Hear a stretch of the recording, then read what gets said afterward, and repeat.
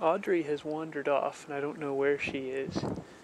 But I talked to the guide after the tour, and he elaborated on Monroe being wounded at the Battle of Trenton. When Washington crossed the Delaware, he said that Monroe was one of the very few people wounded, and he should have died. But a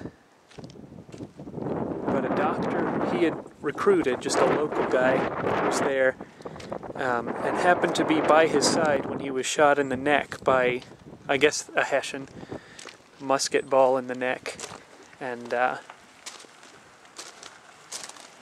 doctor was able to patch up the artery quickly before he lost all his blood. And the guide said that thereafter, whenever anybody visited him as president or as Secretary of War or anything, if anybody visited him from the Delaware River Valley, he would always ask them, "Do you know any descendants of a doctor such and such?" House?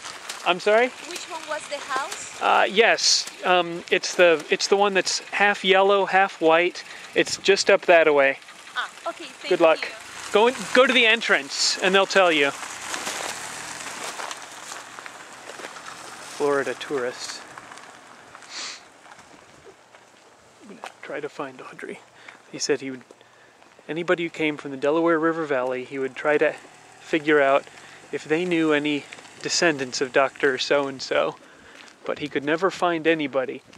The guide said that doctor sort of vanished into history. Here's another shot of the estate.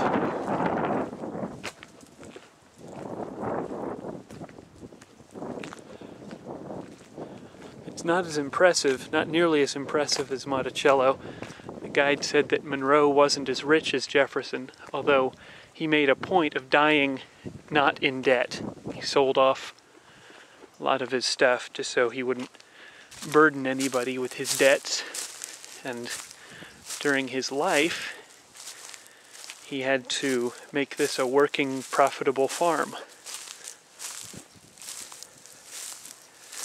What's in here?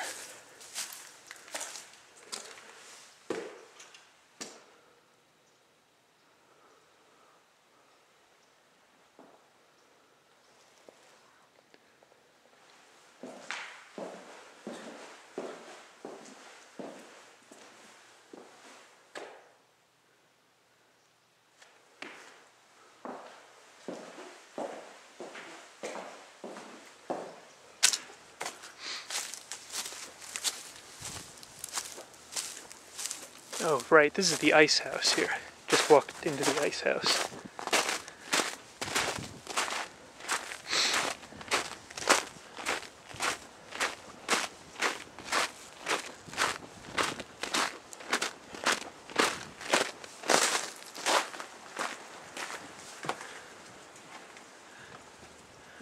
This is the plantation office at Highland. Oh, wasn't looking. This 1 1/2 story frame building is typical of 18th and 19th century Virginia structures. The foundation is stone, quarried from the farm, and the inside walls are finished with plaster made from sand, crushed limestone from Monroe's nearby farm, called limestone, and animal hair.